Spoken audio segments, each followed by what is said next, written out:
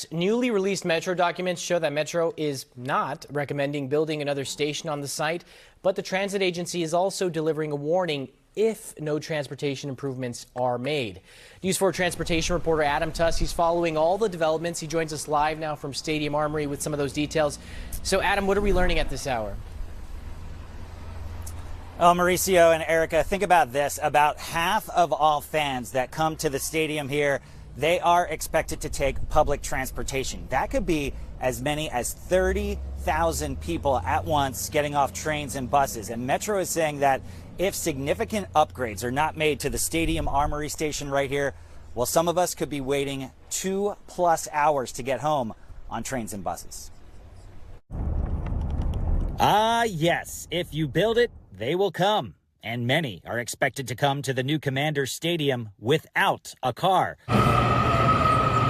Metro delivering a stark reality in new documents that major improvements will be needed to the existing Stadium Armory station or else.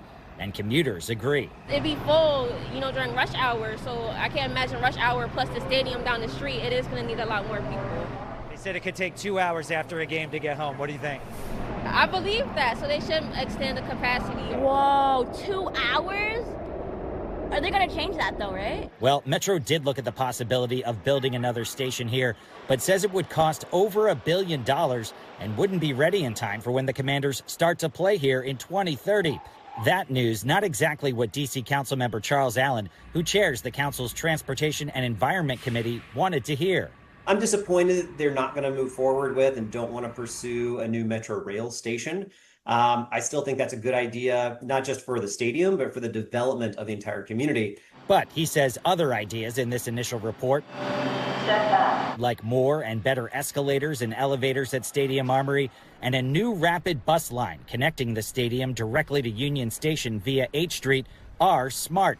That new bus line would be called the Gold Line and have its own dedicated lanes. If you put the Gold Line image on top of our Metro rail service, what you really see it does is it connects our red line with our orange, blue, and silver in a way that's going to be great for riders. Remember, there are only expected to be about 8,000 parking spaces built with the new stadium.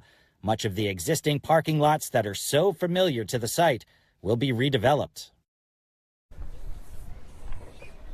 And guys, all of this is very preliminary, but Metro is putting the price tag at the needed improvements to Stadium Armory and the other parts of this transportation plan at about $300 to $400 million right now.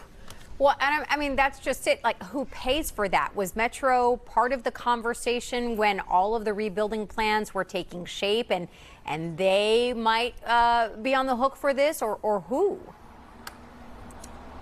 Yeah, well, now we're starting to get into the details of all this, right? Metro certainly is not going to pay for this. They're happy to operate the service, but they're not going to pay for the upgrades.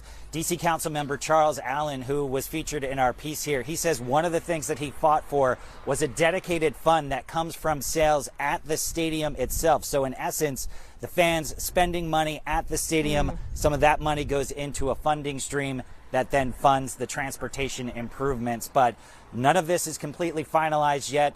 We'll just have to see how this kind of works out over the next couple of months. But this is the first step as Metro is putting down some concrete ideas about what needs to change here, guys. All right, our Adam Tuss tracking that for us today. Adam, thank you.